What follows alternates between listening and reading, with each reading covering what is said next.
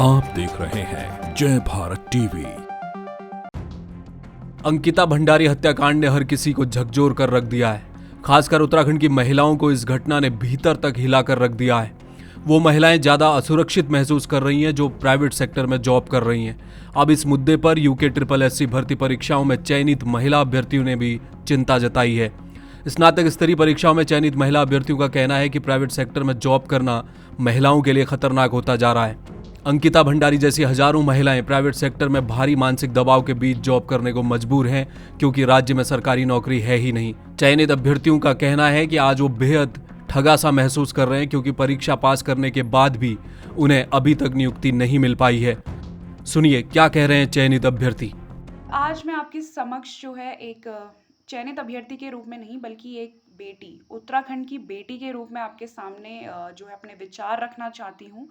बहुत ही दुर्भाग्यपूर्ण जो है समय चल रहा है।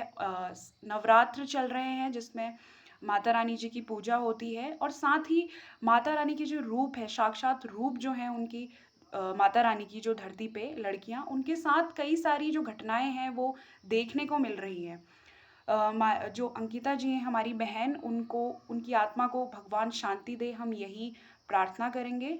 और उनके घर वालों को जो है इन सब से गुजरने की, इन सब से लड़ने की शक्ति दे, ये भी हम प्रार्थना करेंगे।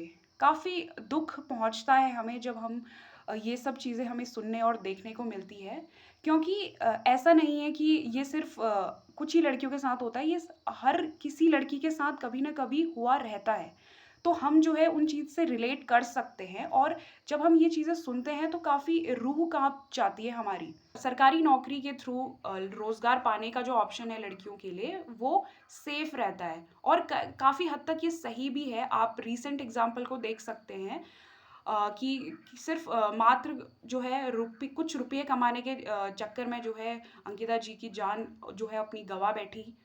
और ऐसा डेली लाइफ में बहुत सारी लड़कियों के साथ होता होगा, ये हम अनुमान लगा सकते हैं। तो जब जब हम जैसे लोग, जब हम जैसी बेटियां, बहनें आपकी, जब हम इतनी मेहनत करके और अपने घर वालों से लड़ झगड़ के जो है, जब हम सरकारी नौकरी की जो है तैयारी करते हैं, उसके बाद उस सरकारी नौकरी को उत्तीर्ण करते हैं, तो तब भी हमें नियुक्ति नहीं मिलती है, हमें हमारा हक नहीं मिलता है, हमें सड़कों पर उतरना पड़ता है अपने हक की भीख मांगने के लिए।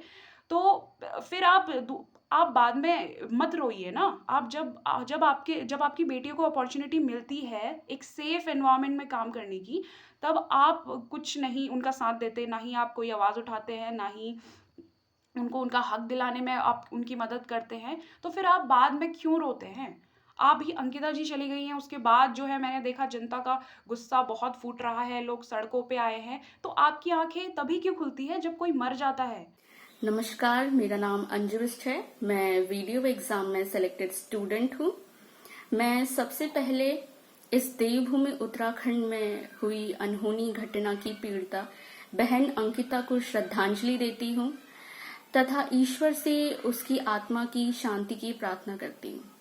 आजकल नवरात्र चल रहे हैं। मैं मैया से प्रार्थना करती हूँ कि हे मैया, अंकिता के सभी दोषियों और उन सभी माताओं बहनों जिनके साथ दुराचार होता है, उन सभी मानव रूपी राक्षसों का नाश करें। हम लड़कियों के जीवन का संघर्ष उनके जन्म से ही शुरू हो जाता है।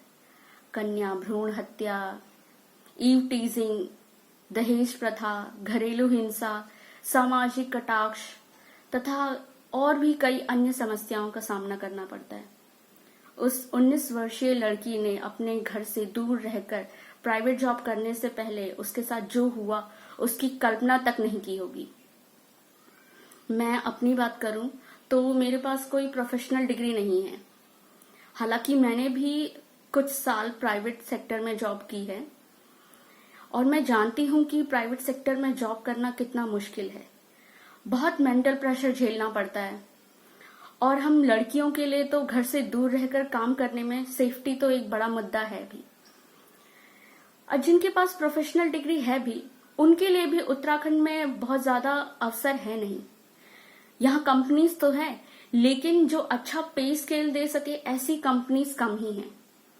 इसलिए उत्तराखंड के युवाओं के सामने सिर्फ 2 ऑप्शन ही बचते हैं, या तो सरकारी नौकरी या फिर पलायन। और हम लड़कियों के सामने तो सिर्फ सरकारी नौकरी ही एकमात्र सुरक्षात्मक माध्यम है। इसी सोच के साथ हमने बहुत मेहनत करी, पढ़ाई करी और चयन भी पाया। किंतु विडंबना ये है कि चयनित होने के बावजूद भी कुछ भ्रष्ट लोगों की वजह से आज भी हमें अपनी इनोसेंस प्रूव करनी पड़ रही है। माननीय मुख्यमंत्री जी, आपने स्वयं को हम सभी बेटियों का अभिभावक बताया है। उसी नाते आज आपकी ये बेटी आपसे न्याय की गुहार लगाती है। कृपया हम जीवित बेटियों को हमारी मेहनत का फल मिले। आज राज्य के प्रत्येक युवा के लिए जो समय चल रहा है वो बिल्कुल भी सुखद नहीं है। ना ये सेलेक्टेड बच्चों के लिए अच्छा है, क्योंकि वो अपनी नियुक्ति के लिए दर दर भटक रहे हैं। चाहे वो LT वाले हों, चाहे स्नातक स्तरीय परीक्षा वाले हों, चाहे नर्सिंग वाले हों। और प्राइवेट सेक्टर में भी हम देख सकते हैं कि अंकिता वाला जो केस है उससे पूरे राज्य को ही नहीं बल्कि पूरे देश को झकझोर कर रख दिया।